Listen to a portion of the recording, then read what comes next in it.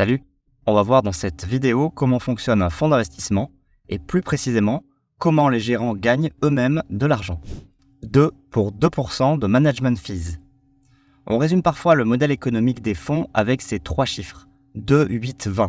Le 2 pour 2% par an, ce sont les management fees, frais de gestion en français.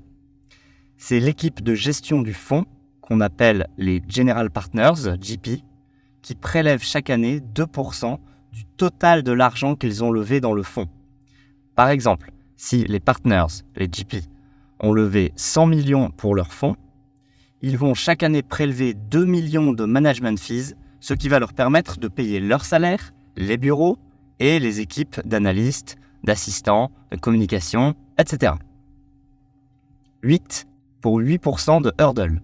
Ensuite, le 8, c'est pour 8% par an. C'est ce qu'on appelle le hurdle. Le hurdle, c'est la performance annuelle en dessous de laquelle les partenaires ne toucheront pas leur bonus, le fameux 20% de carried que l'on va voir juste ensuite.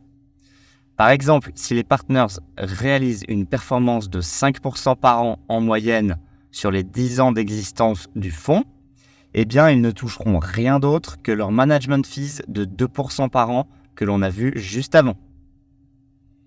20 pour 20% de carried interest.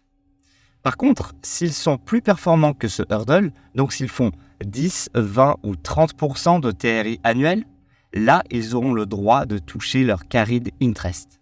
Le carried interest, c'est tout l'intérêt du métier de gérant de fonds d'investissement, puisqu'il s'agit de percevoir 20% des plus-values générées.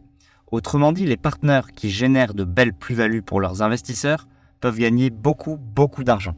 Par exemple, si notre équipe de partners parvient à faire un x5 avec son fonds sur 10 ans, le TRI sera égal à environ 28% par an, et donc on est bien au-dessus des 8% de hurdle, alors le carried s'applique.